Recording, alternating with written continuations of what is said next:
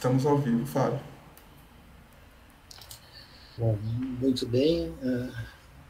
Queria desejar as boas-vindas a todos e a todas a essa nossa última sessão, né, do ciclo de conferências sobre história e historiografia das ciências, que hoje conta com a presença do professor Maurício de Carvalho Ramos, que é professor da Faculdade de Filosofia, Letras e Ciências Humanas da Universidade de São Paulo, né, tendo também atuado como professor visitante em instituições estrangeiras como a Universidade de Montreal, a Universidade Autônoma do México.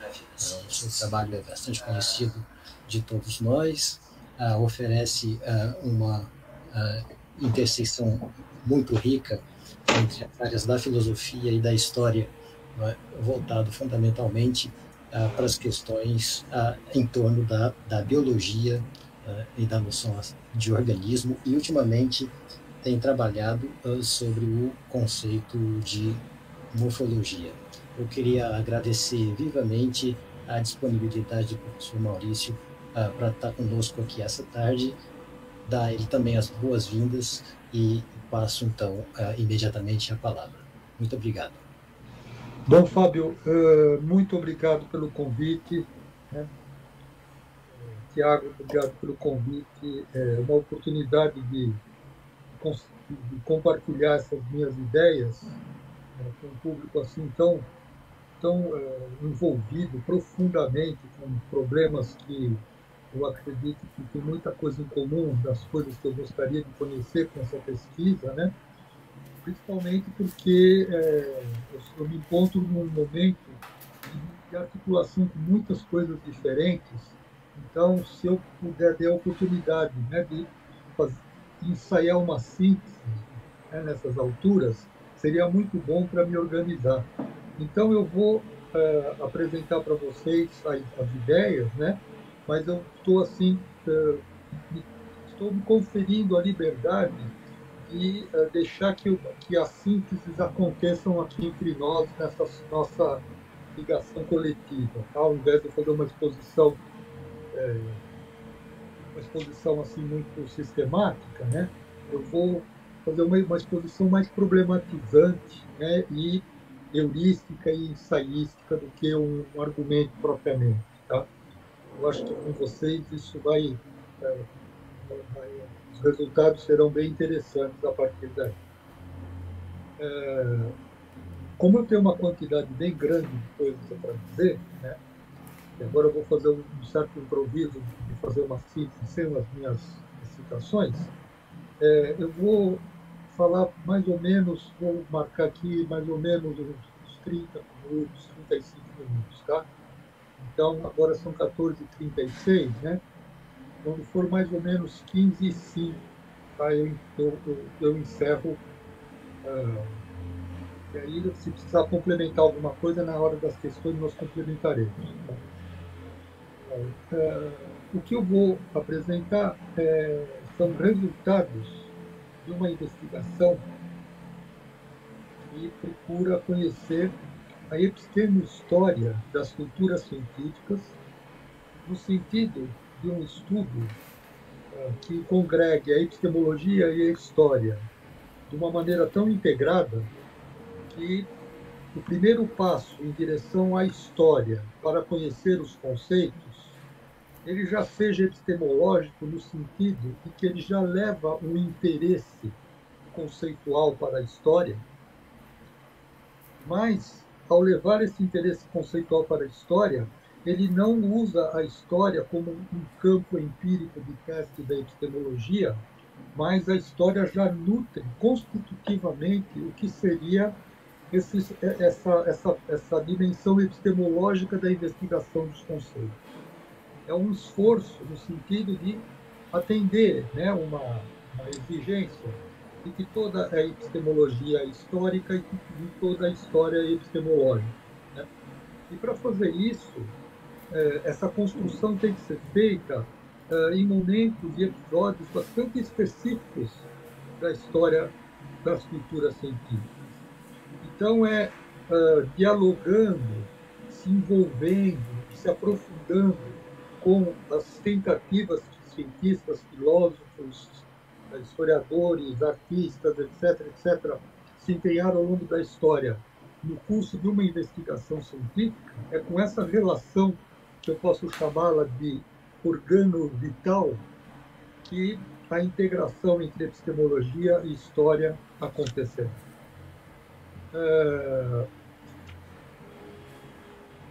Isso significa que a gênese de uma investigação epistemo-histórica de uma cultura científica, né, como ela começa, dependerá fortemente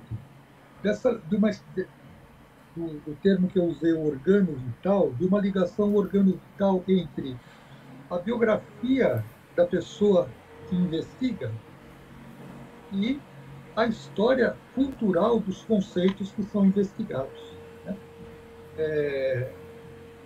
Nesse método, procura-se, por algum mecanismo, criar uma espécie de sintonia entre os nossos desejos de investigação e de conhecimento e desejos, vamos chamar assim, da cultura científica, né, na sua continuidade de grande extensão, de encarar e resolver enigmas envolvendo uma série de questões para o qual a investigação científica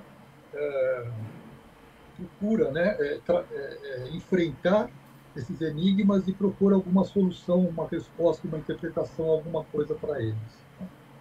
Daí que o começo da investigação epistemo-histórica não é a partir de um estado da arte, do conhecimento presente, de uma certa rede de problemas de especialistas, né?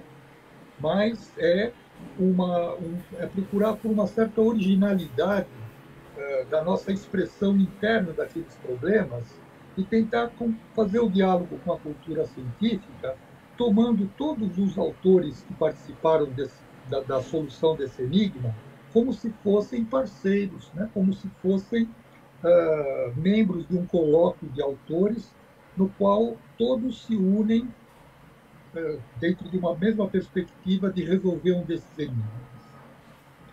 Isso pode ser feito de várias maneiras, e eu queria trazer um exemplo, né, de como começou o estudo da epistemo histórica das culturas científicas no que diz respeito a 3 pontos.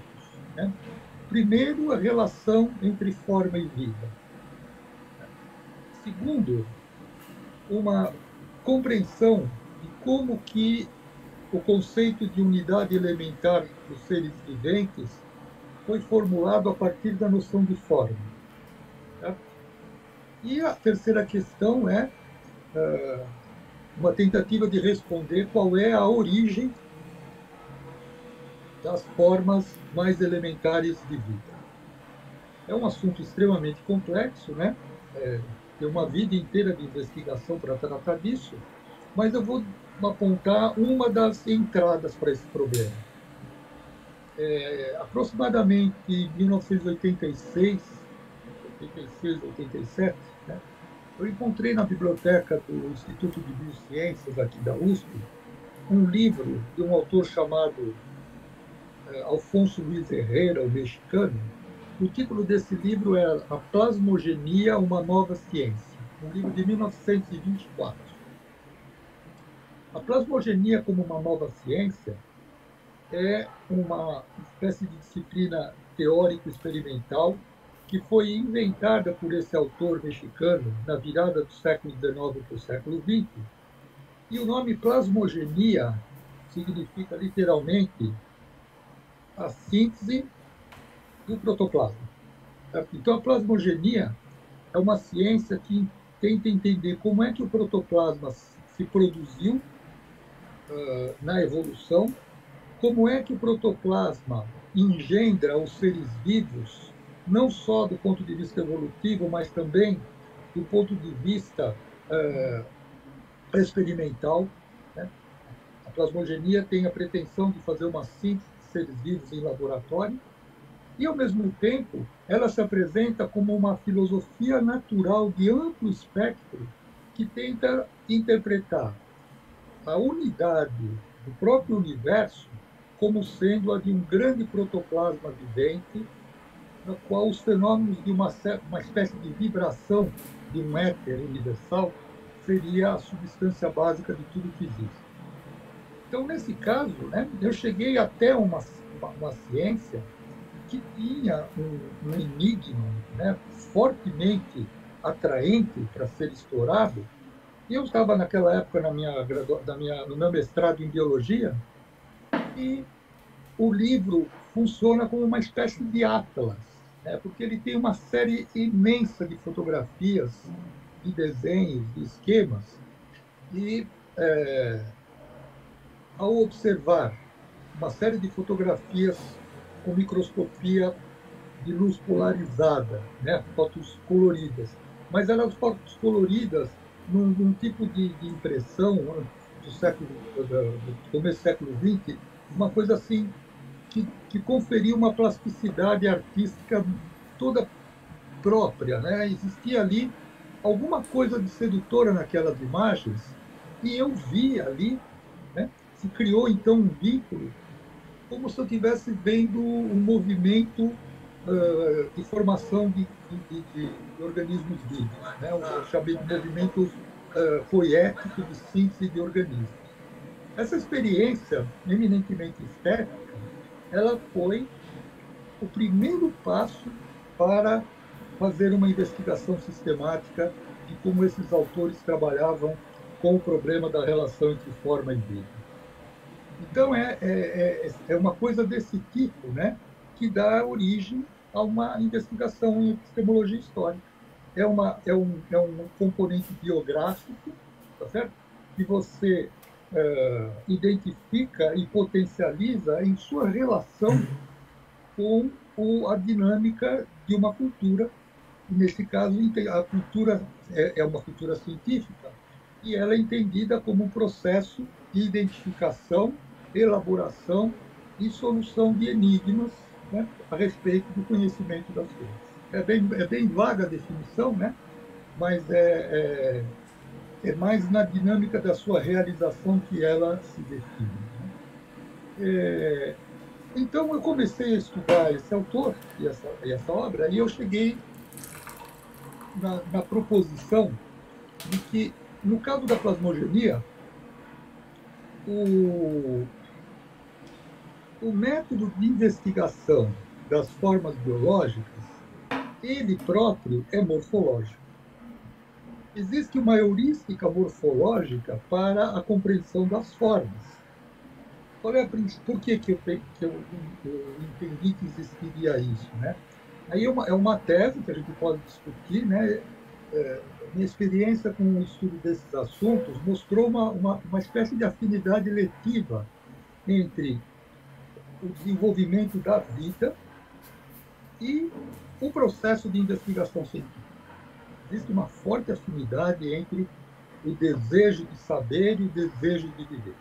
Essa é uma tese bem básica para mim, e isso faz com que a forma tenha, na sua ligação com a vida, ela tenha a capacidade de ser método e objeto ao mesmo tempo. Então, estudando ali o Herrera, eu verifiquei como é que ele colocou a forma como sendo um elemento comum a uma série de estruturas orgânicas elementares, e aí ele projetou essa noção de forma para uma grande cosmologia, né, que diz que o cosmos é um grande protoplasma ou um prótilo, como se usa às vezes o termo na química, né? E esse grande protoplasma forma uma unidade que explica como se dá materialmente o processo da formação dos seres vivos, mas também confere um modelo de inteligibilidade e de investigação para esse próprio objeto. Essa foi assim, uma das coisas que eu fiquei muito feliz de encontrar essa hipótese, e aí eu comecei a explorar, né? Essa ligação entre saber e vida, conhecimento e vida, entre forma e vida, e a ideia de que a morfologia é, ao mesmo tempo, um método e um objeto de investigação. Bom, com essa ideia, eu fui procurar, em algum episódio né, da história da ciência, da filosofia natural, se eu poderia encontrar algum momento onde a vida e o conhecimento se expressassem de uma maneira sistemática, de modo a eu ter uma entidade que ela é ao mesmo tempo uma entidade vital causal, né, que ela tem uma dinâmica interna natural, e essa mesma entidade tem um poder representacional, simbólico. Né? Ou seja, não é a primeira vez que isso acontece, né? Mas tentar procurar uma integração organo-simbólica, alguma coisa em que a vida existiria substancialmente, mas também essa vida substancial ela tenta compreender a ela mesma e as outras formas de vida, e isso envolve algum tipo bem rudimentar de cognição. Então, eu fui procurando esse tipo de entidade e propus que a noção de mônada leibniziana pode cumprir essa função. Por quê? Porque uma mônada leibniziana ela é, ao mesmo tempo, uma unidade substancial das coisas, né? Mas ela também é uma unidade de percepção. Ela é uma vida e percepção integradas, de modo que a minha capacidade de, de representar internamente um mundo coerente, né, e conhecê-lo e criar um vínculo racional profundo com esse mundo, ao mesmo tempo, essas minhas qualidades perceptivas elas são constitutivas da minha própria essência morfológica enquanto uma entidade viva. Né? Então, a mônada, a ideia de uma mônada, não, não estou interpretando Leibniz, mas aplicando a ideia de mônada, eu encontraria aí uma âncora, né, de uma heurística morfológica na qual alguma coisa é ao mesmo tempo vital, né, tem essa qualidade substancial vital, e representacional. Né? Depois eu posso entrar em mais detalhes com relação a isso. Com isso, eu fiz a proposição de que o modelo monadológico ele poderia, então, ser uma coisa mais específica dessa aplicação, dessa utilização da morfologia como um método geral de investigação em epistemologia histórica. Saído do Herrera, né, que tem uma morfologia, uma heurística morfológica de investigação, poderíamos ter uma heurística morfológica de investigação para a epistemologia histórica das culturas científicas em geral. Essa foi a ideia, né, que saiu a partir do Leibniz. E, com isso em mente, né, eu fiz uma série de ensaios, né, estudei noção de algas, de fontes termais, eu fiz uma quantidade razoável de tentativas e realizações de aplicação desse método. Né? E eu vou trazer agora aquilo que está no texto que o Tiago distribuiu, né, que é um estudo do conceito de assinatura das coisas naturais e de palingênesis, né, como sendo uma aplicação, né, desse modelo leibniziano como um método de investigação morfológica das culturas científicas. Bom, antes de trazer o tema específico, né, eu queria desenvolver um outro ponto das culturas científicas. Existe um autor chamado Vogel, que eu cito num trabalho que eu fiz no livro que eu escrevi sobre plasmodemia, né, que ele diz que as culturas científicas elas têm a capacidade de oferecer às pessoas um bem-estar cultural contrastado com o bem-estar social. Né? O bem-estar cultural, o bem-estar social é a capacidade das pessoas utilizarem os recursos tecnológicos, informacionais, políticos, econômicos, etc., para ter uma vida boa, né? Simplificando bem. E o bem-estar cultural seria a capacidade de nós nos articularmos com projetos de investigação científica de longo alcance, de modo que, ao nos vincularmos a esse processo, nós estaríamos fazendo parte de uma coletividade que tenta, né, oferecer respostas a esses enigmas, e isso traria uma satisfação muito grande para o indivíduo que assim realiza, né? Então, esse bem-estar social, esse bem-estar cultural, ia algo que o desejo de conhecer e a curiosidade, né, o interesse pela investigação, né, esses desejos eles fossem bem abrigados dentro do estudo da epistemologia histórica das culturas científicas, né? Por quê? Por conta dessa capacidade, dessa integração vital e cognitiva muito entrelaçada dentro do próprio processo. E é estranho porque a confirmação do método tem esse algo de, entre aspas, psicológico, né? Porque quando você se satisfaz, quando você fica feliz, né? Quando você tem muito de dramático nessa pesquisa, mas quando você essa satisfação concreta que você sente, ela é o grau do sucesso da aplicação do método, né? Sim, você tem o desejo de conhecer, o método te satisfaz esse desejo.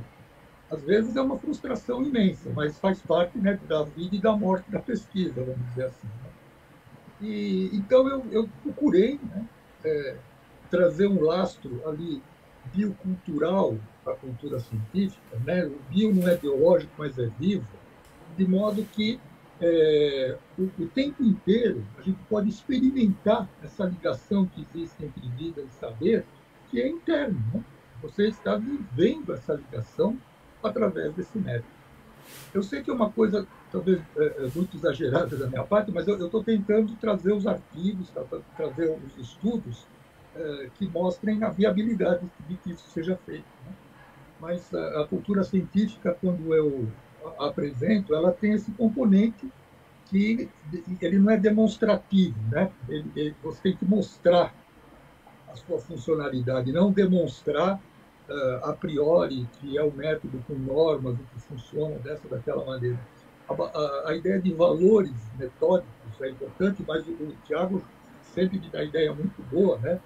Ele falou de virtudes epistêmicas, né? Isso já abriu já uma nova janela aí para, né, para verificar o que essa noção de virtude, né, talvez seja mais interessante do que a própria ideia do valor, né? E então, considerando isso tudo, né, eu vou então trazer o que seria esse estudo que eu falei sobre a assinatura das coisas naturais e da paligênese, como a última aplicação desse método, né, desse modelo que eu estou aqui fazendo uma síntese para vocês. Bom, esse estudo ele tem a seguinte estratégia, né?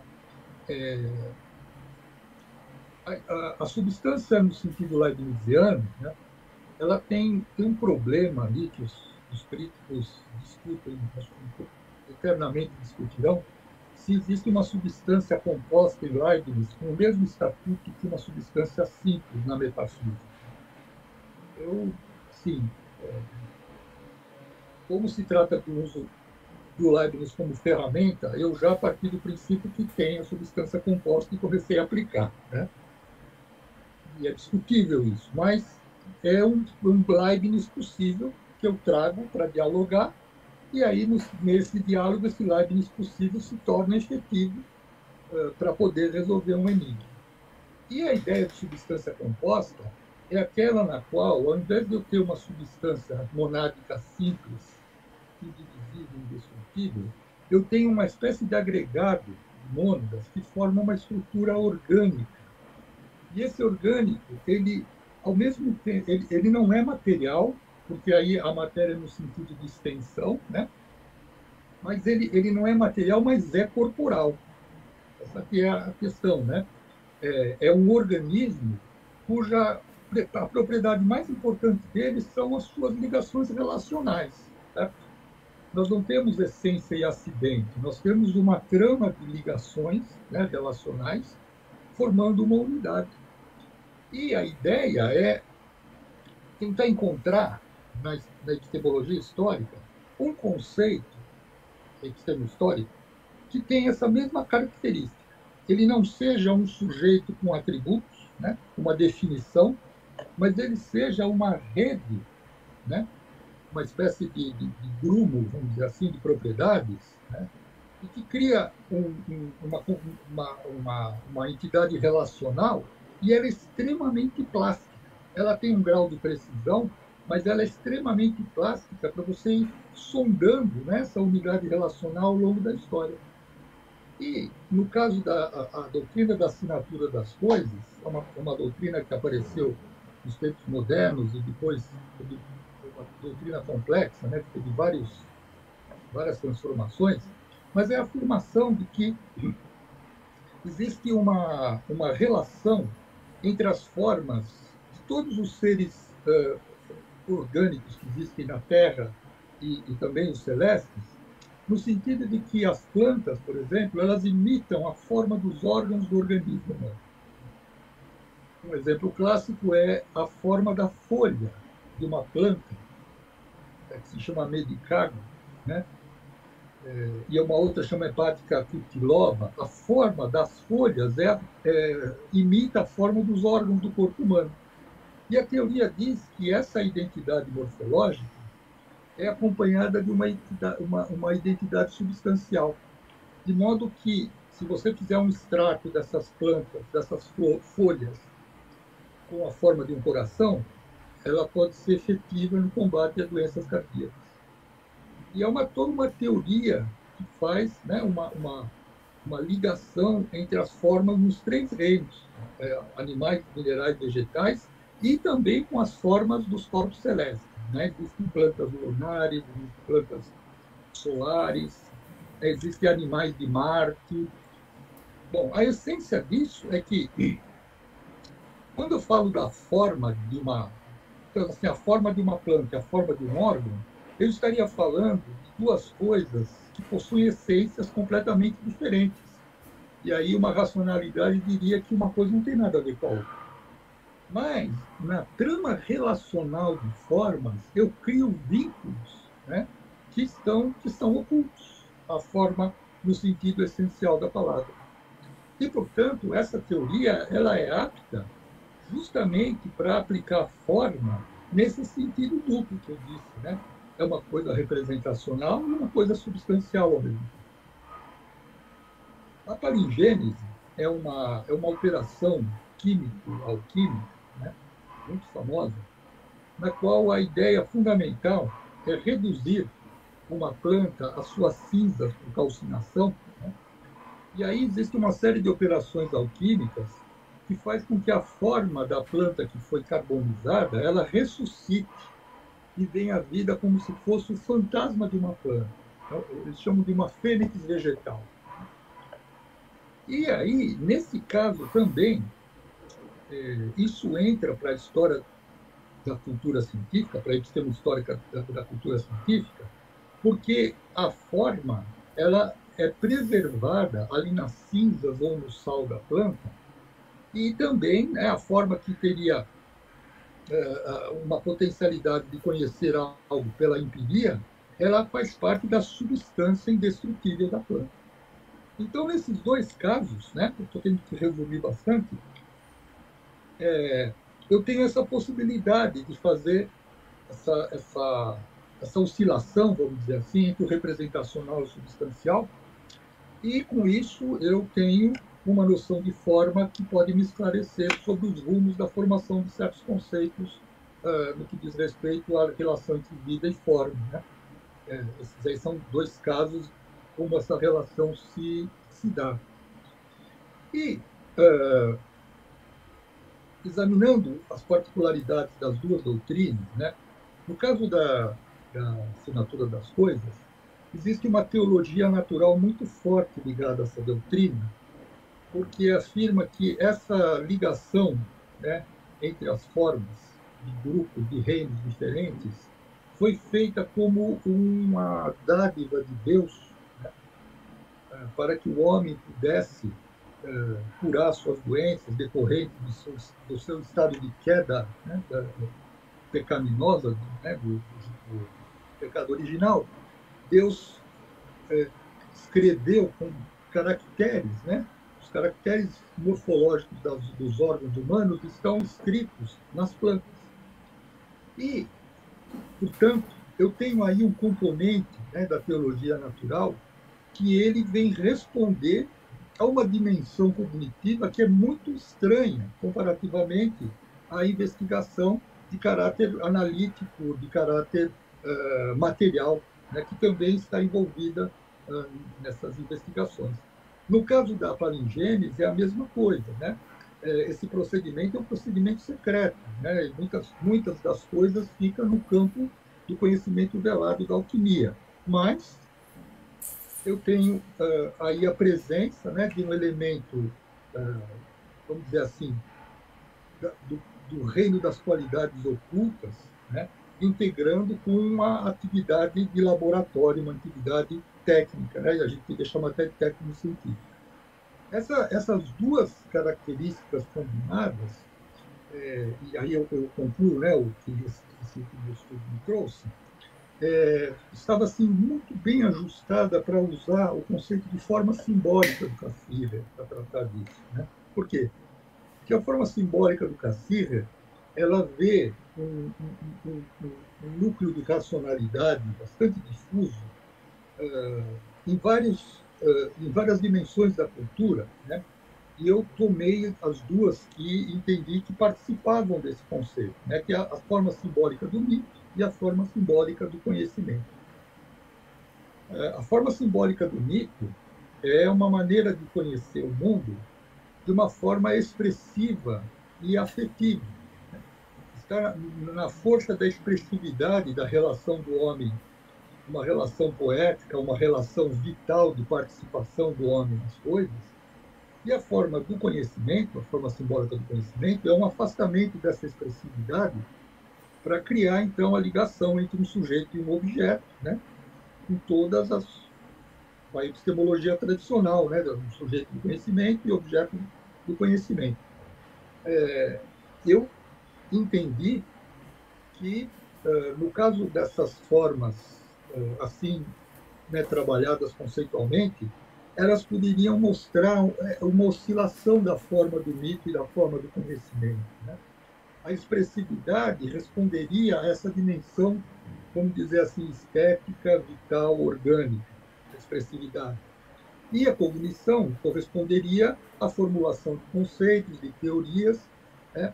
E que, olhando para essas manifestações, à luz da epistemologia histórica, nós podemos vê-las na sua integridade e na sua tensão. Elas são integradas, mas elas são tensas. Então, eu tenho uma visão teológica expressiva ligada a uma visão tecnocientífica, né, da alquimia de laboratório que tem calcinações, tem instrumentos, etc., etc. E, de alguma maneira, né, concluindo, o meu último estágio seria fazer um cruzamento entre o que seria essa atividade tecnocientífica, onde o mito e o conhecimento estão inscritos, com o que nós encontramos ali na plasmogenia do Herrera, que é uma coisa do século XIX para o século XX, que também é uma forma de biologia sintética, que também tem um alcance cosmológico, e aí abriu o espaço, né, para quais seriam os componentes míticos dessa plasmogenia em pleno século XX. Né? E os caminhos já vão despontando. Né? O Herrera é um sujeito que acredita que, com a aplicação da biologia como um procedimento de regeneração dos seres, pode fazer o homem passar de um estado de homem a um estado de super-homem. Existe uma aplicação explicitamente eugênica da plasmogenia que eu descobri faz pouco tempo, no qual ele entende que o curso da evolução natural ele deve incorporar o curso da intervenção tecnológica do homem sobre as coisas. Então, veja que de um outro mundo, né, de um outro recôndito, os mitos reaparecem, né, nessa perfectibilidade, alguma coisa desse tipo, e vou inspecionar a possibilidade, né, de investigar essas expressões míticas, mitológicas, na plasmogenia e abrir um novo flanco, aí uma nova parte da epistemologia histórica desses assuntos. Eu peguei alguns exemplos, né? Tentei pontuar alguns pontos chaves. Eu tenho muito mais coisa para dizer, mas como acho que eu consegui uma coisa integrada, né? Já são 15 horas e 8 minutos, eu acho que seria mais legal a gente já partir para a discussão, tá? Eu acho que, de maneira geral, a ideia básica deu para eu expressar para vocês.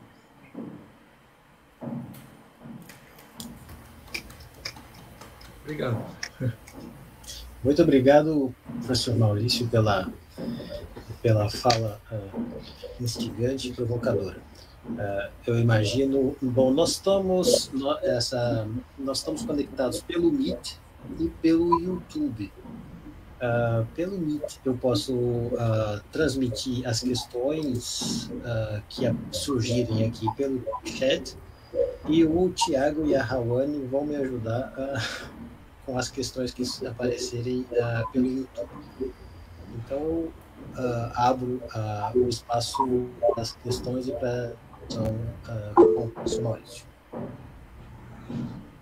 O Emiliano já levantou a mão, eu acho que eu posso passar imediatamente a palavra para ele. Pois não, Emiliano? Levantei, sim.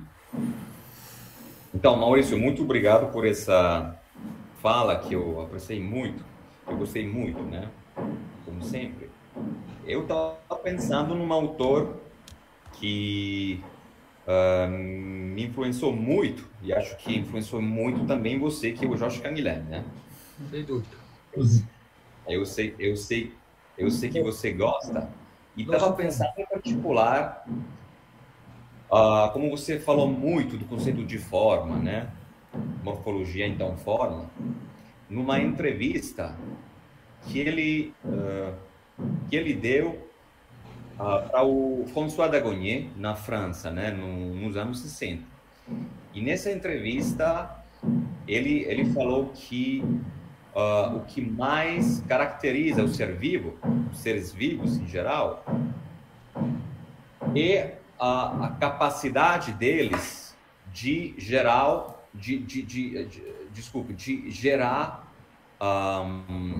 a forma deles. Então, a capacidade de autoformação, né? Eu acho que, nesse caso, mais do que o Leibniz, ele estava pensando no Kant, né? Em Kant. Né? Então, eu não sei se para você se poderia estabelecer uma comparação entre o Leibniz e o Kant.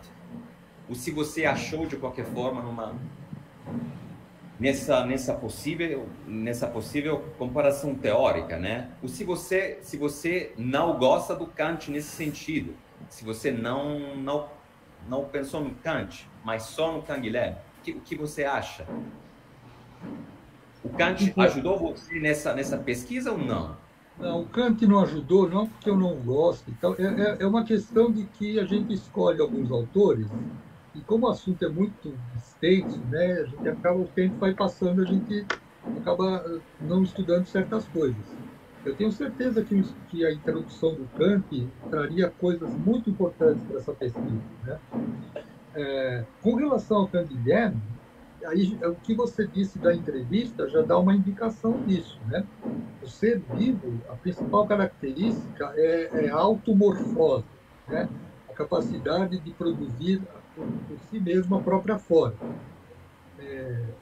No Leibniz, essa capacidade ela tem algo de inato.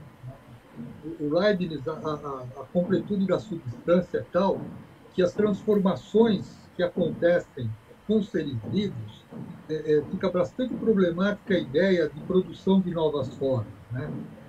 E aí o Leibniz teria essa possível restrição de que essa capacidade de organização da forma não seria um poder natural próprio da substância, né? Mas seria apenas um desdobramento de alguma substância de origem metafísica. Não sei se o Kant dá mais liberdade, né, para que a capacidade de produzir a própria forma o ser vivo seja mais dinâmico e ativo nesse processo, né? Porque, no caso do Leibniz, o organismo ele se autoforma, sem sombra de dúvida, mas a ontogênese de um organismo é quase como um efeito necessário de um processo de desenvolvimento autônomo, né, pré-determinado. Então, o espaço, sabe, para criação, né, dentro dessa ontogênese é um pouquinho menor, embora eu acredite que exista. Para o Canguilherme, parece que isso é pleno, né? Os erros e acertos, digamos, do processo ontogenético leva à multiplicação das formas, né? E eu acho que se eu entrasse num estudo via Kant-Canguilhermico, né, sobre esse ponto, talvez trouxesse coisas que o Leibniz não me traz, né? Mas fica aí, eu acho que fica aí a possibilidade aberta, né? Quem sabe no momento que Kant apareça, né? Mas aí, na epistemologia histórica, as coisas têm que aparecer com uma certa sedução, assim, sabe? Elas têm que... Não é pela responsabilidade, né? Pelo erotismo, é o erotismo que manda, né? Exatamente. E você já sublinhou o aspecto hedonístico, se fala na Itália, né? Hedonístico, né? Relativo ao prazer e tudo isso. Mas tenho que dizer também que essa referência do Kant não é explícita nessa entrevista, né? Então, também uma minha impressão, né? Mas o Kant, de qualquer forma, não fala de maneira muito específica da formação do organismo. Ele faz referência só nos parágrafos 64, 65, 66 da crítica do juízo. Então, acho que... Mas sim, vale a pena, sem dúvida, se estudar esses parágrafos. Teve uma vez que eu tentei estudar um pouco isso, que eu fui participar de um congresso sobre Kant em Marília, né? E que era para falar sobre Kant e o que o Maupertuis teria que ver com o estudo. E eu percebi que a distinção entre epigênese e pré-formação no Kant é um grande problema, né? Porque coisa de especialista entender se ele tinha uma ou outra posição. Parece que ele era da epigênese, né? Mas era uma epigênese muito específica, muito particular, complicada, né? Eu nunca tive oportunidade de me aprofundar com relação a isso, né? Agora, no Leibniz, essa ligação entre epigênese e pré-formação, né, ela é intrinsecamente problemática. Por um lado, nós temos a pré-formação, porque as substâncias foram criadas completas, então o desenvolvimento é apenas um desacoplar das coisas, né? Mas existe também a autonomia da substância criada em relação ao criador, né? A liberdade é que uma substância não pode afetar a outra. Então, essa liberdade gerativa também pode se revestir de uma certa epigênese, né?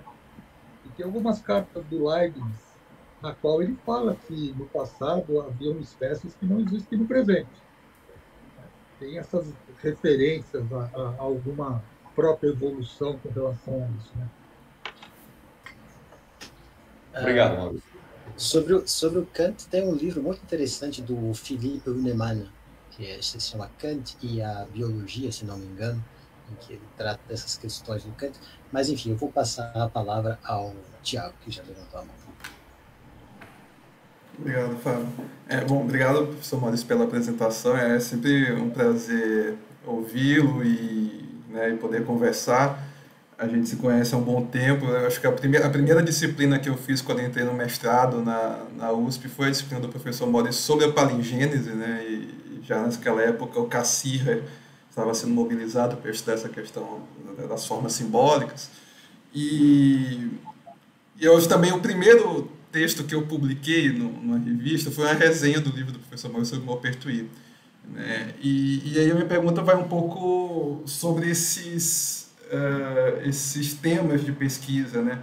Eu sei, professor, que o senhor tem uma postura bastante continuista em sua abordagem da história das ciências, né? Daí, inclusive, o interesse pelo Lovejoy, né, a questão da Unity Idea, né, então, pensar esses objetos na longa duração, o interesse pelos mitos, né, que estão por trás dos conceitos.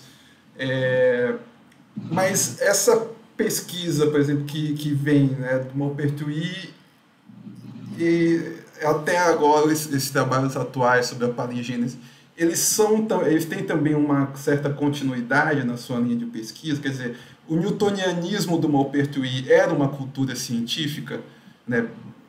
Então, quer dizer, a gente poderia enquadrar essa ideia do newtonianismo, uma certa forma de pensar o conhecimento, uma certa forma de conhecer típica do período como uma cultura científica, é nesse sentido que a gente pode falar. E aí,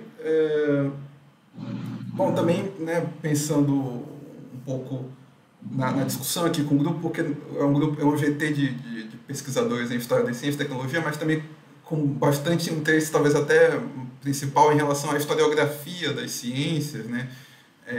Aos autores que pensaram, por exemplo, a abordagem da epistemologia histórica. E aí, na epistemologia histórica, geralmente, ela é algo utilizado para pensar a história dos conceitos, né? O Canguilhenta aí, claro, mas, bom, enfim, tem outros autores, conceitos e objetos bastante particulares do conhecimento científico, né? Então, por que cultura científica, né? E não uma epistemologia histórica dos objetos? O que é essa especificidade desse tema, né? Uma epistemologia histórica não da ciência, mas da cultura científica. E aí, por fim, né, empilhando as questões, além do Cassirer, eu sei também que dos elementos do Cassirer, do Lovejoy, é outro autor que é bastante mobilizado em suas pesquisas, buscando essa continuidade, né, é o Aby Warburg.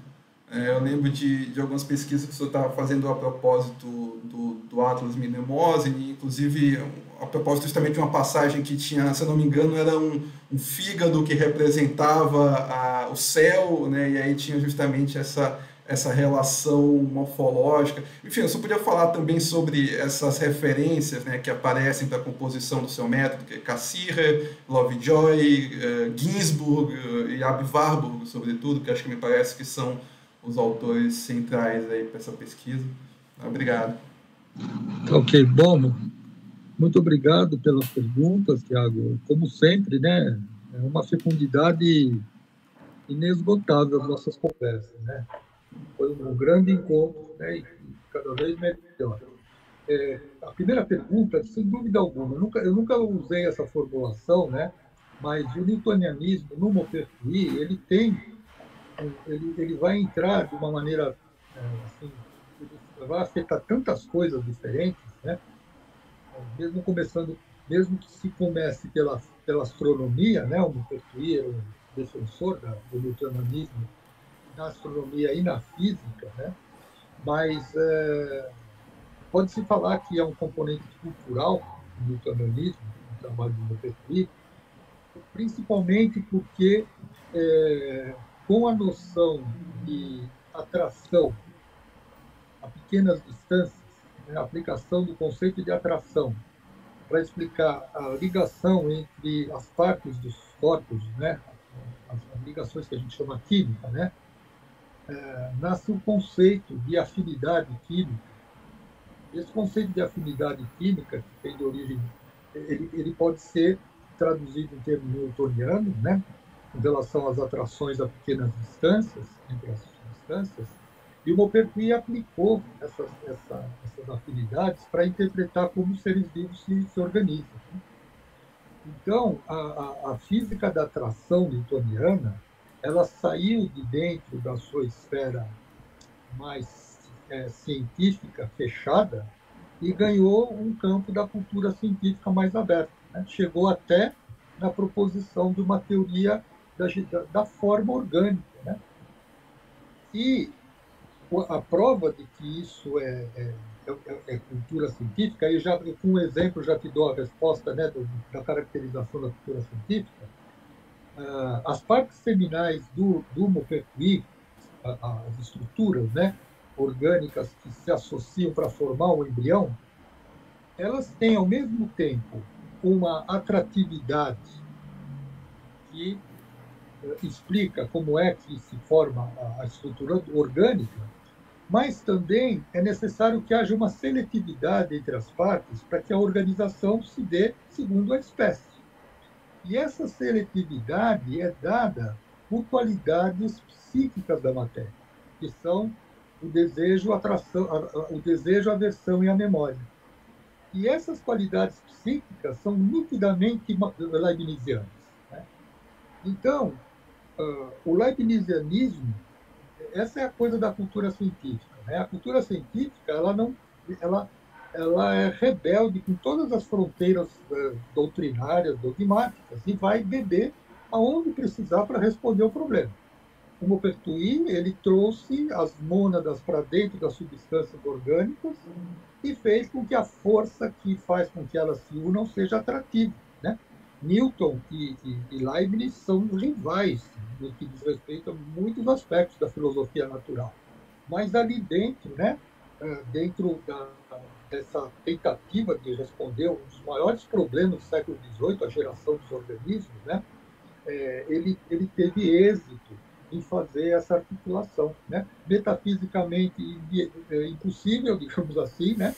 Porém, dentro da abertura da cultura científica, isso foi possível, né? E agora, dando um passo além, né, na questão da cultura científica, gosto de lembrar sempre, né, sempre que eu não estaria aqui falando de cultura científica se não fosse a sugestão do Tiago, certo? Numa aula, né, lá da biomédica, que ele é o monitor, falou: olha, professor, isso que você está tentando mostrar é a história de uma cultura científica, e não da ciência, né? Foi por causa disso, né, que é isso aí mesmo, e não parou até hoje, já faz 20 anos, nem sei quanto tempo faz que isso aconteceu, né? E, sabe, essa ligação que nós tivemos ali no diálogo, ela serviu de fundamento para mim, né? E, depois de muitos anos tendo trabalhado, né, feito essa opção pela cultura científica, ela tem, de fato, uma característica de ser continuista, certo? Embora eu nunca afirmaria que não haja rupturas na história, né? Sem dúvida, né? Porque eu não quero criar uma epistemologia continuista que diz que todas as mudanças científicas, seja quais forem, são na essência continuistas. Eu jamais faria essa afirmação assim epistemológica. Isso é epistemologia crua, sem história, né? Uma afirmação dessa, né? Mas pelo fato dos mitos, né, eles estarem assim muito participativos na formação do processo de investigação científica, aí o mito ele serve, né, de um solo comum que faz com que coisas que normalmente as ciências coloquem como separadas, o mito tem esse poder aglutinador. Então, cria vínculos maiores, né? Eles precisam ser verificados na investigação específica dos autores, dos textos, dos processos e tal, mas tem esse sabor de continuidade, né? Inegavelmente. E uma outra coisa que a cultura científica possui, né, é essa ideia de que a definição a resposta à pergunta o que é uma cultura científica, ela é dada fazendo esse processo que eu falei de sintonia entre a sua biografia com a cultura, né? Você quer saber o que é a cultura científica? Mergulhe na cultura científica e trabalhe ali dentro com os problemas que você vai sentir o que é cultura científica, né? E visto isso externamente, o que se percebe? Que o trabalho da cultura científica ele não é disciplinar, não dá para fazer uma história, a história da cultura científica, né? Epistemologia, história da cultura científica. Você fala assim, uma história da química é uma coisa muito difícil de fazer, porque a cultura não se aplica a uma disciplina fechada desse jeito. E nem da biologia, e nem da geologia, nem de nada. O que é necessário? A epistemologia da cultura científica, ela põe de lado a proeminência da teoria e trabalha com o conceito, né? Então, o conceito ele é procurado na sua abertura plasmática dentro das intersecções de muitas disciplinas científicas e de coisas que também não são científicas, né? E aí é a ocasião de falar do Warburg, né? O Warburg ele tem um método e uma ciência, né? Que tem até um artigo chamado A Ciência Sem Nome de Warburg, porque ninguém sabe o que é, e isso que é fantástico, né? É um negócio que funcionou, é maravilhoso, e o que é isso? Deram o nome de ciência da cultura. Alguém chamou de ciência da cultura, mas isso é um nome pragmático só, não tem a definição, né? Então você tem um método rigoroso, fecundo, profundo de investigação, onde a cultura está em foco e que conversa principalmente entre ciência e arte. Então, o estudo da cultura científica, o fato de ser cultura, pode atrair a pintura, e pode atrair a teologia, pode atrair o misticismo, depois que a Hawley, né, nos ensinou dentro do bojo ali da ciência, e por isso que não dá para fazer uma história da ciência tão aberta assim. Você teria que ter marcos mais rígidos para poder fazer uma história da química. Agora, uma história da cultura científica, da palingênese, aí dá, né? Aí vai envolver alquimia, vai envolver uma série de outros componentes que, sabe, é o movimento da investigação que vai apontar aquilo que você vai incorporando, né? O Warburg, ele chegou, né? E eu estou louco para, em algum momento, escrever alguma coisa sobre isso, porque ele tem uma teoria, né? uma interpretação, uma teoria, que mostra como é que se dá os processos de imersão e emersão dos conceitos ao longo do tempo. Eles passam da condição proeminente para uma condição engramática, uma condição latente, né? Aquelas, eu posso dizer formas, mas no caso dele a palavra mais usada, o conceito mais usado é de imagens, né? As imagens elas passam de uma condição expressa para uma condição latente, e o que ele investigou a vida toda foi a ressurgência das imagens da antiguidade dentro do Renascimento. E isso permitiu com que ele fizesse esse tipo de estudo por uma série de outros momentos da história. E esse que você citou da Mesopotâmia, né, da medicina astrológica mesopotâmica, é um dos, entre muitos estudos, né? O que ele encontrou? Ele encontrou que os deuses babilônicos astrais, né, os deuses astrais babilônicos, eles teriam impresso dentro dos órgãos humanos formas que corresponderiam à famosa ligação macro-microcósmica. Então, o médico que conhece a anatomia, a morfologia, o funcionamento dos órgãos, no caso do fígado, ele consegue decifrar, ele consegue ler no fígado caracteres de natureza astrológica, cosmológica, que tem ligações até com as divindades. E aí o fígado serve como objeto de adivinhação. Você vai ler o futuro examinando o fígado. E é uma prática muito difundida de examinar a entranha dos animais para fazer prognósticos, né?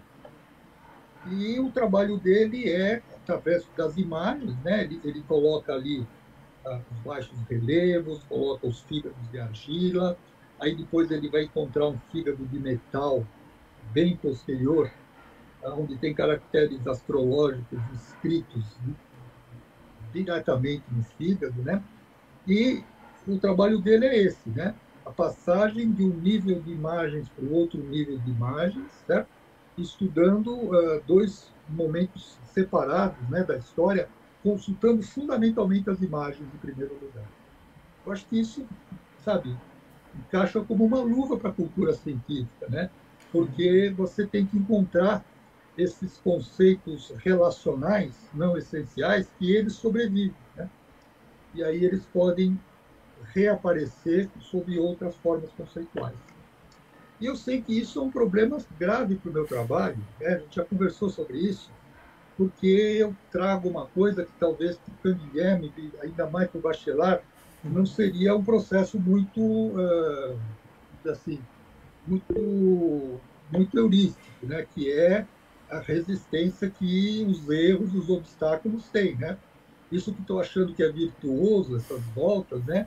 Podia ser interpretado como uma resistência, né? Insistência que o erro tem, né? E aí eu vou ser mais brando com os erros, eu vou, né? Vou abrir a porta para os erros, né? E isso tem as suas consequências, porque a loucura entra junto, e aí você, às vezes, você não sabe para onde vai a coisa, né?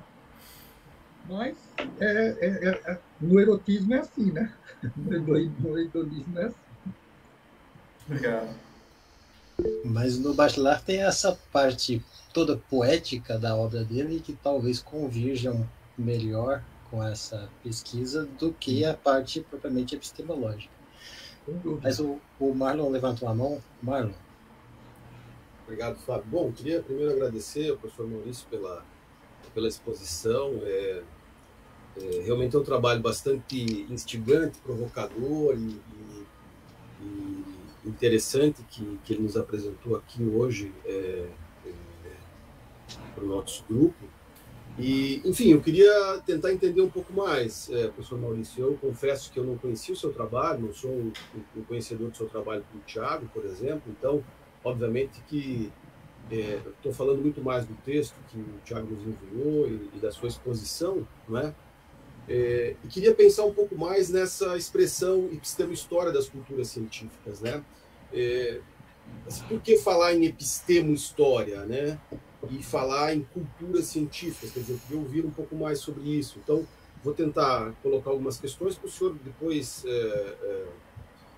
poder, talvez, deixar mais claro o seu projeto, inclusive, não é dizendo, não é bem isso e tal, mas para que eu possa entender um pouco mais. Porque, para mim, assim, quando se fala em epistemologia histórica ou epistemo histórica, que eu estou pensando mais ou menos que são termos que nós podemos, digamos assim, não precisamos distingui-los radicalmente, eu estou pensando exatamente na necessidade de estabelecer diferenças, não é, conceituais, teóricas, epistemológicas, não é, a partir exatamente da história. Então, para mim, na minha cabeça, isso funciona um pouco assim, quer dizer, a epistemologia histórica exatamente é um esforço de análise de certas estruturas conceituais, de certas formas conceituais, a partir exatamente das suas diferenciações. E aí a gente pode pensar isso a partir de uma ênfase maior em rupturas, descontinuidades, como que. Mas o senhor falou também culturas científicas, não é? Mas a impressão que eu tenho é que o senhor está falando de uma cultura científica. O senhor não está falando de cultura científica, o senhor não está, não vou dizer opondo, não é? Mas não está distinguindo uma cultura, o senhor está, na verdade, falando de uma cultura científica que é fortemente marcada por esse aspecto místico, não é? Quer dizer, fundada num conjunto de conceitos que eu acho que a gente pode, a Raoni pode depois me corrigir, mas que a gente pode, de alguma forma, relacionar o pensamento místico, né? E aí é muito interessante, eu não conheço o autor que o senhor citou, pelo qual o senhor começou a sua exposição, o Herrera, mas é muito interessante pensar que essa palingênese, ela nasce exatamente, ela foi escrita exatamente num contexto de retorno do misticismo, não é, muito forte no início do século XX. Eu estou falando muito baixo, professor? Eu só vou precisar chegar um pouquinho mais perto, tá. Assim, mas está dando para ouvir. Se eu precisar, se quiser, eu posso falar mais alto. Meu problema não é falar alto, meu problema é falar baixo. Então, quer dizer, é um momento muito forte do retorno do misticismo, quer dizer, não só no retorno do misticismo no sentido de reedição, valorização, estudo da tradição mística ocidental, mas também no sentido de que há, por exemplo, nas práticas artísticas, bom, o senhor citou Warburg, mas a gente pode avançar um pouco nos anos 20, na Europa, que é uma época de valorização do misticismo, na universidade, por exemplo, nessa época, Mas também os exemplos que o senhor retoma para, digamos assim, expor essa cultura científica são exatamente aqueles de uma época, vamos dizer assim, de uma cultura científica que é fortemente vitalista, não é? Que é fortemente mística. Então, o exemplo que o senhor retoma, que é o exemplo da teoria das assinaturas, não é? Me parece assim, foi tradicionalmente utilizado na história das ciências da vida exatamente para explicitar uma época vitalista, não vou dizer uma época, mas uma cultura científica que era fortemente vitalista, fundada, por exemplo, em raciocínios, em um raciocínio analógico, e etc. Né? Por exemplo, estou pensando aqui, para identificar um pouco de onde eu retiro essa... Estou pensando, por exemplo, num texto clássico do Poiré sobre Paracelso, que exatamente identificou em Paracelso a importância da teoria das assinaturas para exatamente tentar pensar a sua cosmologia, não é? E aí, por exemplo, quando a gente pensa, por exemplo, nessa definição da unidade da vida como forma, não é? E depois desdobra em torno desses conceitos, a impressão que fica, e aí eu queria que o senhor me ajudasse a pensar isso para que eu entendesse com mais clareza, é que nós estamos falando de uma cultura científica, não é?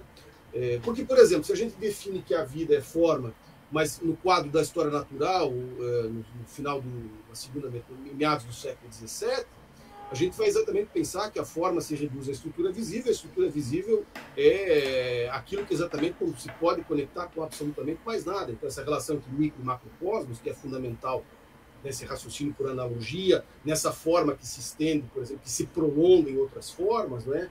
O senhor deu o exemplo das formas das folhas, que tem, portanto, uma relação de afinidade com determinados órgãos, que, portanto, servem terapeuticamente. Quer dizer, isso que é o fundamento da teoria das assinaturas, que é essa relação entre expressão e sentido, vamos dizer assim. Quer dizer, isso com o exemplo que eu dou da história natural, quer dizer, isso rompe, porque a estrutura ela só se reduz à sua forma, as formas só se reduzem às suas estruturas visíveis, portanto elas não podem ser relacionadas por analogia ou por similitude a outras formas, digamos assim. Não é? E aí nós não estaríamos falando, então, de uma outra cultura científica, de uma outra, digamos assim, de um outro espaço epistemológico ou de uma outra cultura epistemológica e científica que se distinguiria dessa? Então, será que o senhor... E aí eu queria entender um pouco mais, quer dizer, se trata de falar de cultura científica, mas o que o senhor está tentando fazer é exatamente, filosoficamente, explorar essa cultura científica especificamente. Enfim, tudo isso para entender um pouco mais o projeto que o senhor está tentando desenvolver. Se eu entendi bem, é um projeto de desenvolvimento, um curso, não é? E para que a gente possa, para que pelo menos eu possa entender um pouco mais esse seu projeto. Bom, era um pouco isso, eu também não sei se eu me fiz compreender, mas era um pouco isso que eu gostaria de ouvi-lo um pouco mais. Obrigado, Fábio. Obrigado, senhor Maurício. Olha, Marlon, muito obrigado por suas questões, né? Elas são desafiadoras e mostram onde que precisa esclarecer melhor as coisas, as distinções que precisam ser feitas, né? E eu acho que fico feliz, né, quando isso que eu estou propondo tem esse reflexo, né? Que você já tem um conhecimento desses elementos, né? E então vem essa possibilidade de contribuição e eu precisaria esclarecê-la, né, melhor, né? E eu vou tentar fazer isso mais ou menos na ordem que você trouxe, né? A primeira coisa é que esse meu estudo ele explicitamente não tem a pretensão de oferecer uma definição de cultura científica geral. Por isso que é um estudo das culturas científicas, né?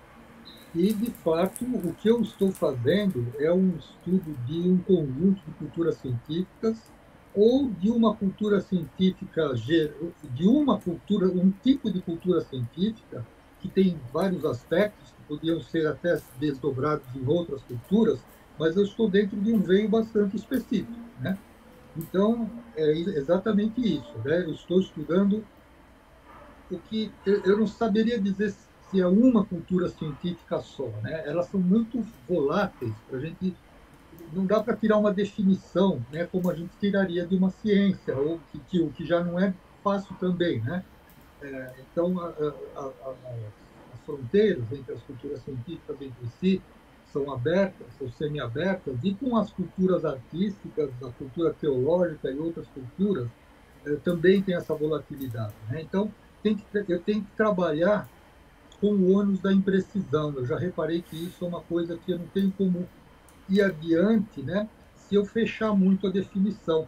Então, é uma questão de ganho e perda nesse momento, né? Mas eu diria o seguinte, com os autores, os temas, os problemas, os conceitos que eu estudei até agora, né, pode-se dizer que a ligação entre forma e vida e o conceito de forma e de morfologia, ele é o elemento comum que eu estou encontrando em várias manifestações. Certo? Então, eu posso dizer, olha, o que a minha pesquisa é o estudo da cultura científica morfológica, certo? Ou biomorfológica, alguma coisa assim, né? Então, aí o meu estudo é bem restrito, pensando sobre esse ponto de vista. Mas eu reparei que, dependendo do autor, né, essa morfologia ela é capaz de ganhar contornos tão múltiplos, né, que começa a se formar, digamos, uma cultura científica a partir da sua origem, né, primeira, que inverte os valores da sua origem e mantém a continuidade. O caso da plasmogenia é o meu melhor exemplo. Quando eu falei ali da palingênese, né, da criação, da ressuscitação das folhas, da forma das plantas, e a doutrina das assinaturas, né, você identificou dois componentes, o misticismo e o vitalismo, né? Sem sombra de dúvida, eles estão ali. Certo? E a minha posição, à luz da cultura científica, é não fazer nenhum tipo de juízo epistemológico externo com relação à cientificidade, seja do misticismo, seja do vitalismo. Né? Assim, a epistemologia histórica que eu tento colocar, ela abre mão integralmente de qualquer critério de demarcação entre ciência e mito. Eu não introduzo esse ingrediente. Né? Então, vitalismo e misticismo, né, eles não são o outro da ciência, vamos dizer assim. Eles entram tanto quanto o mecanicismo ou a quantificação, ou tanto é mais um ingrediente da cultura. Né? Quando chega na plasmogenia, que é uma coisa do final do século XIX, começo do século XX, é uma ciência sintética, é um tipo de biologia sintética, né? Mas ela se afirma de uma maneira muito radical, antivitalista, materialista e antimística. Né? Ideologicamente, ela é uma afirmação muito categórica de que todas essas coisas elas não têm nenhum tipo de cientificidade. Então, a forma ela comportou uma ambivalência extrema. Né? O conceito de forma aceitou uma ambivalência extrema, e é justamente isso. Né? Quando se nega o vitalismo, se nega o misticismo, se afirma o materialismo, o mecanicismo, etc., rapidamente nós encontramos, né, as traduções mitológicas e místicas desses elementos, porque eles estavam lá no subterrâneo. Né? Então aparece uma eugenia e a ideia da produção artificial de super-homens, né, assim, uma coisa prometeica, altamente mítica. Né? Então, se por um lado o misticismo e o vitalismo é um pano de fundo para uma determinada cultura científica, quando nós colocamos dois instantes bem afastados, né, dessa cultura, nós encontramos essas inversões, às vezes bem radicais, né, no que diz respeito aos constituintes da cultura científica, que aí é uma decisão que precisa ir nos fatos para verificar se eu tive uma emergência de uma nova cultura científica a partir de uma outra que desaparece, ou se eu tenho uma cultura científica única que está se manifestando de maneiras distintas. isso só dá para saber isso e com muito sacrifício, muito trabalho, né? Indo ali nos arquivos, dialogando com os autores, etc, etc. Porque, no caso da plasmogenia, eu já tenho uma coisa que me parece clara, né? A palingênese é uma tecnociência, vamos chamar assim, místico-vitalista, e a plasmogenia é uma tecnociência materialista, mas ela tem um caráter de progressividade, que precisaria dar um nome para isso, né? E que importa alguns elementos ideológicos e mitológicos muito significativos, né? Há uma tentação de chamar disso de positivismo, há uma tentação, mas não é simples, né? No Herrera, o positivismo não é simples, né? E assim, uma outra característica, né, que eu tento trazer para esse método. As doutrinas, né, materialismo, positivismo, vitalismo, misticismo, né, todos esses corpos, é necessário que eles sejam também aplicados ao contexto histórico bem específico, né, de modo que, dentro da cultura científica mais extensa, eu não consigo ver unidade no vitalismo. O vitalismo ele se transforma em tantas e tantas coisas que a palavra vitalismo ela é mais uma coisa pragmática para você fazer uma certa referência, né? Mas assim, do século XVII para o século XX, o vitalismo ele se transformou de uma maneira bem profunda. Acontece que, justamente no caso do vitalismo, né, em conversas aí com o Tiago, falamos outro dia sobre isso, sobre esse mesmo assunto, né, parece que o vitalismo ele tem uma certa vitalidade, né? O vitalismo ele está mais imune a essas cristalizações, né? De modo que seria possível traduzir um vitalismo como estilo, né? Um estilo vitalista, ao invés de ser um método vitalista, alguma coisa no qual essa presença da vitalidade ela seja mais duradoura do que a da máquina, por exemplo. A vida permanece mais no tempo do que a máquina, alguma coisa desse tipo, né? Mas precisa sempre tomar cuidado para não cair na tentação metafísica, né? O vitalismo metafísico, aí a gente vai para um outro mundo que não tem mais nada a ver com a epistemologia histórica. Não sei se eu consegui mais ou menos abordar. Eu sei que você me falou mais coisa do que isso, né? Mas o meu corre agora seria mais ou menos isso, mas podemos continuar a conversa. Obrigado, professor Maurício. Tem a Rawane escrita, mas eu não sei, Tiago, se no YouTube tem alguma coisa. Talvez a gente pudesse ouvir a Rawane e depois ver as eventuais questões do YouTube. Tem uma sim, eu não sei se falar sobre isso também. Tá bom. Então... A gente tem sim uma pergunta. Bem, a minha pergunta é mais que é muito pontual mesmo e vai mais na linha do que o professor Marlon disse, assim, que primeiro gostaria de agradecer pela sua apresentação, assim, eu sempre me sinto próxima, principalmente assim, com relação às coisas que eu estudo, então realmente eu me sinto muito instigada e de fato muitos conceitos, muitas noções que o senhor usa me lembra muito a minha pesquisa sobre o misticismo especulativo alemão, acho que não sobre, né, misticismo de maneira geral, mas sobre as pesquisas, né, o misticismo especulativo alemão, segundo Coelho também, e a abertura, né, também que o senhor tem em relação a esse tipo de investigação, que eu acho interessante. O Coelho, por exemplo, falava que Leibniz era um grande leitor do Buhmann.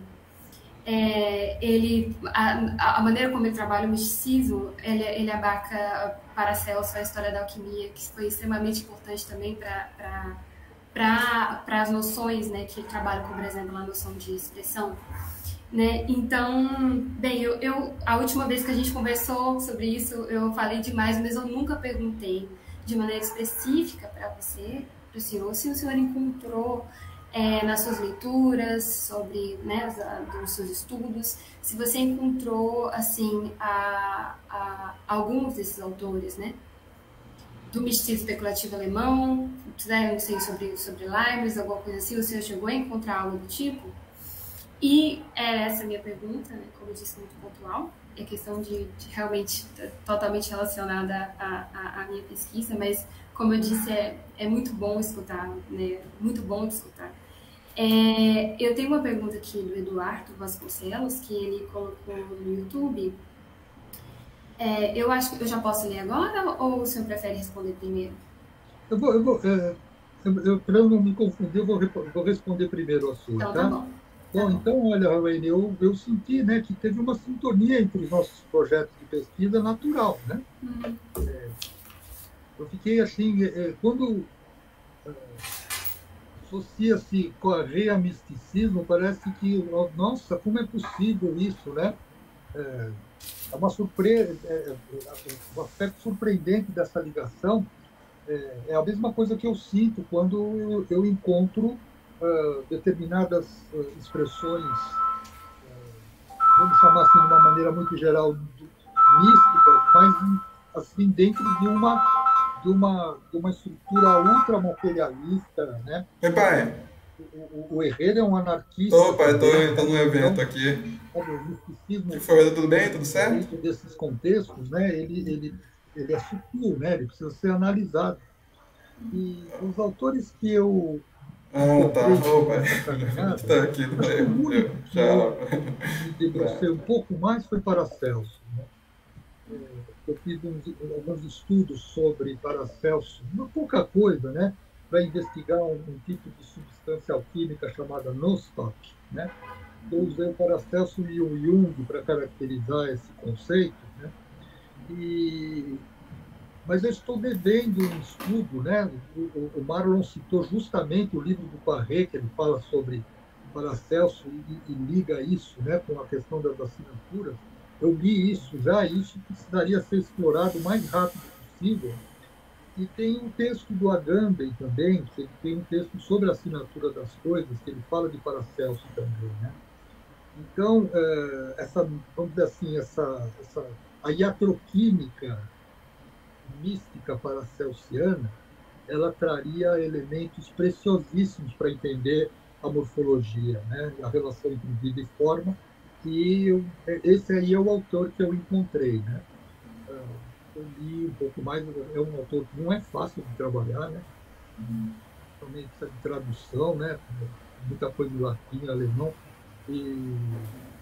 Mas eu diria que dessa turma, né, dos alemães, desses autores, né, dessa cultura, o Paracelso seria aquele que tem mais coisas a dizer, né?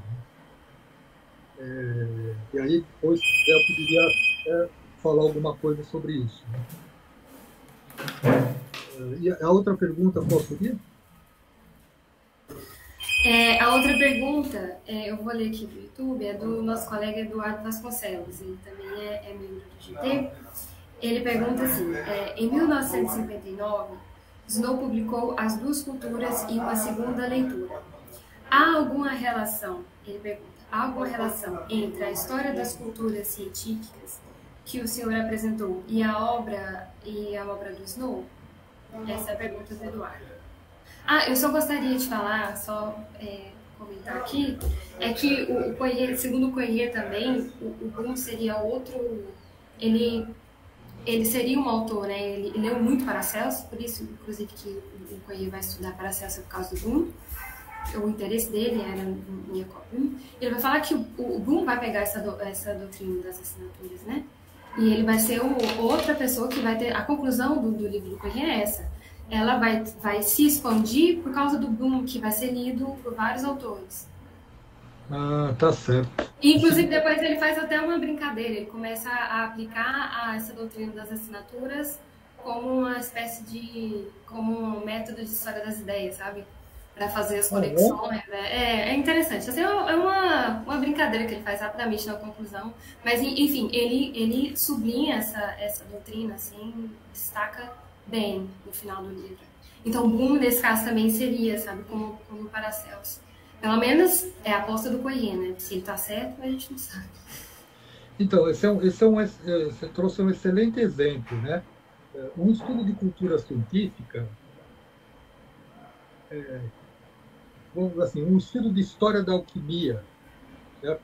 E não de cultura científica, história da alquimia, certamente aparece o Paracelso, certo? Bom, se depois isso vai ser transformado numa história da química, ali no Paracelsus pode aparecer a doutrina das assinaturas juntas, mas depois ela é removida absolutamente do futuro da ciência química, né? Quando a gente fala da cultura científica, a gente já não está mais nesse registro alquimia química, certo? E aí a gente consegue perceber a sobrevivência dessa doutrina da assinatura, né? E a sua fecundidade, a aplicação em muitas e muitas outras coisas que, numa história da ciência mais clássica, elas ficariam todas perdidas, né? E aí, né, Jacob Böhme, Paracelsus, Poiré, Cole, eu lia, tem pessoas que estudam a sobrevivência dessa doutrina das assinaturas no Oriente Médio, mas nos povos atuais, né? Fazem investigações que tem algumas medicinas ali tradicionais, se eu não me engano, no Iraque, um lugar assim, que eles examinaram e a base da teoria da doutrina das assinaturas, né? Que eles usam hoje em dia, né, para poder fazer um certo tipo de medicina. Então, é isso que a cultura científica é interessante, né? Ela não tem esse bloqueio da distinção de ciência e mito, então ela traz para a consideração, para o diálogo, coisas que muitas e muitas vezes seriam colocadas de fora, né? Com relação ao Snow, as duas culturas, eu não saberia dizer, eu só ouvi falar, eu não li, né? Não, vou ficar devendo essa relação, mas eu nunca utilizei essa ideia para esse conceito. A culpa toda desse negócio de cultura científica é do Tiago.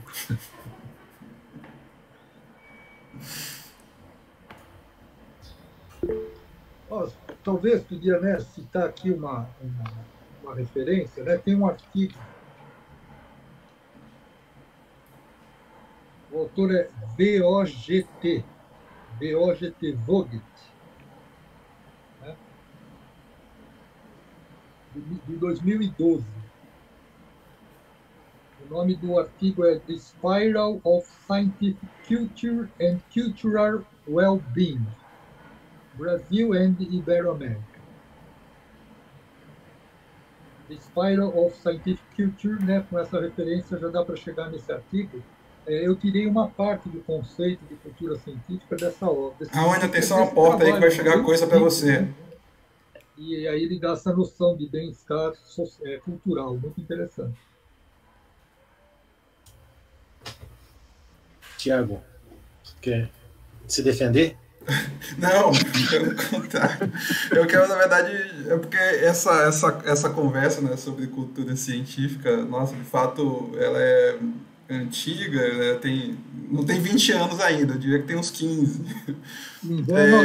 Mas ela também me ajudou muito a esclarecer o modo como essa noção aparece no Canguilhem, né? Justamente porque no artigo do Canguilhem sobre o conhecimento da vida, sobre a teoria celular, que está em O Conhecimento da Vida, essa noção aparece, né? E eu lembro que no artigo que o professor Maurício escreveu sobre essa ideia do Nostoc, justamente apoiado no texto sobre a teoria celular, no texto de Canguilhem sobre a teoria celular, eu encontrei elementos interessantes para fazer um paralelo e me ajudar a entender o que Canguilhem estava fazendo, quando o Canguilhem dizia para mim tendência, né? O Canguilhem vai dizer, bom,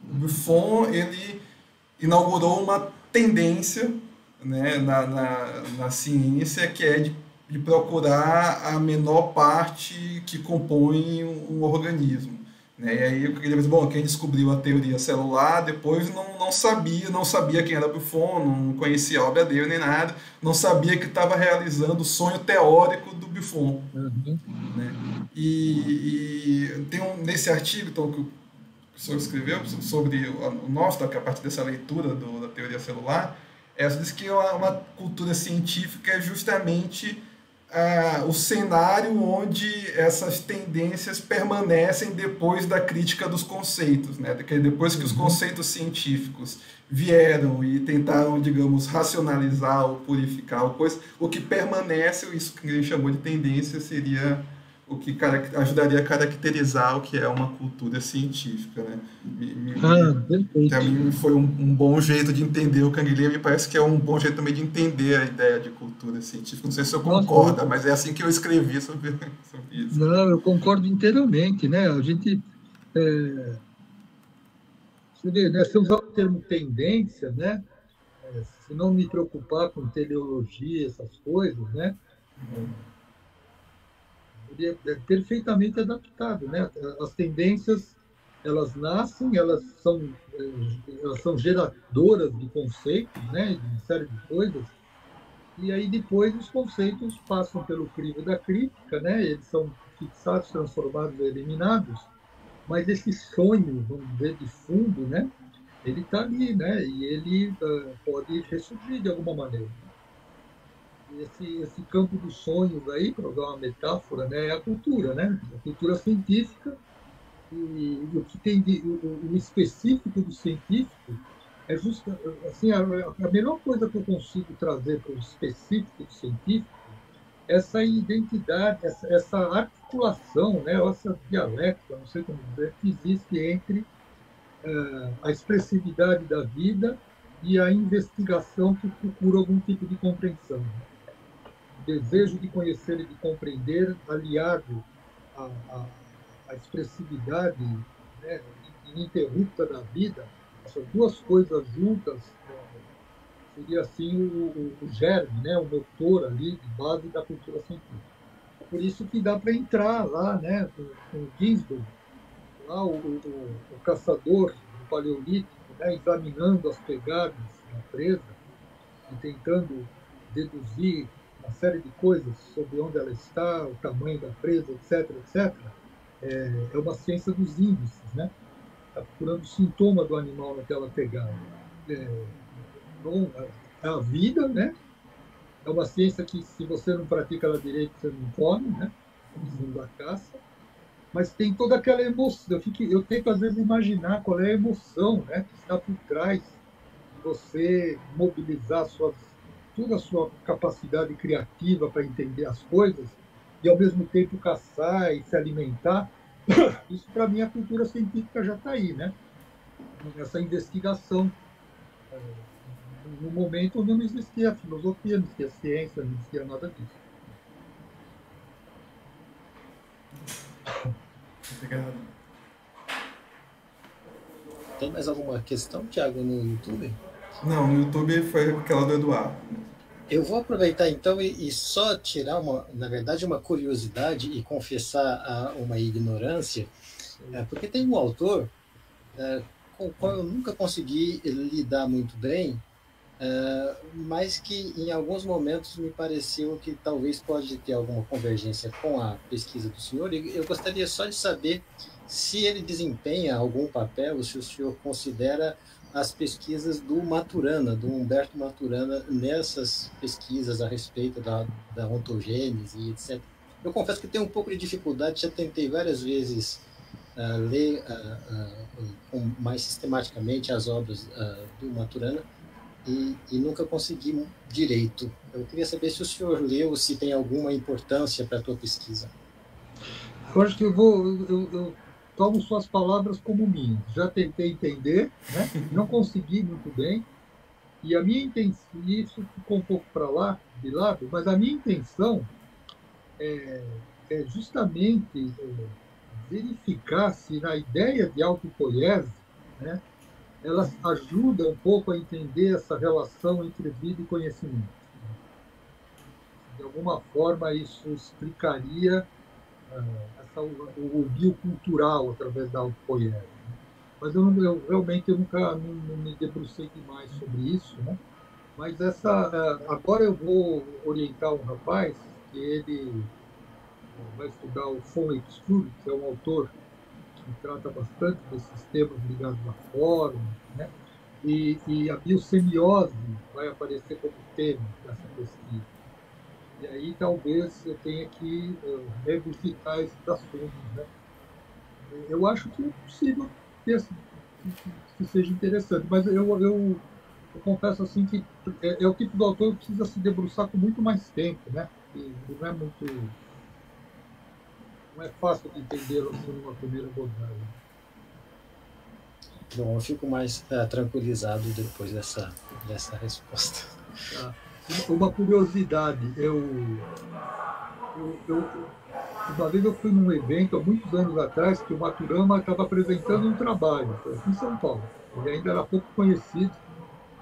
E aí eu fui conversar com ele, né? Perguntei o que ele achava dos tecidos como sistemas autopoiéticos. Né?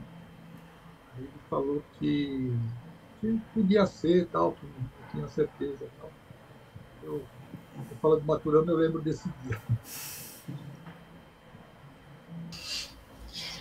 Bom, bem, se não tem mais nenhuma questão, nem aqui no YouTube, nem no YouTube, eu vou agradecer novamente ao professor Maurício pela disponibilidade em ter estado conosco aqui nessa tarde e aproveitar a ocasião para convidar todos que estão assistindo para a defesa da tese da Raoni, que vai ser amanhã.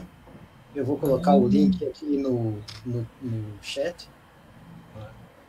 E o tema de pesquisa da Raoni, como vocês já perceberam, converge muito com as pesquisas e com os temas apresentados aqui hoje pelo Maurício. Obrigado novamente, professor, e boa tarde. Bom, pessoal, muito obrigado, Fábio, muito obrigado a todos vocês, Tiago, Marlon, Alvene, Marcela. Como eu disse, né, tem coisas que a gente aprende numa reunião como essa que não adianta ficar lendo milhões de páginas, porque nunca o estímulo vai aparecer se não for assim dessa ligação orgânica, mesmo que a distância entre nós. Né? E é graças ao Tiago que eu consegui adiante muitas coisas pela maneira como ele abriga, me convida. Né? E eu agradeço a todos vocês, tá? E se der amanhã, eu dou uma passada na sua sala, tá, Raul? E caso eu não puder, te desejo uma boa defesa, tá certo? O fato de você devia estar agora descansando, né? Tomando uma cerveja e tal, mas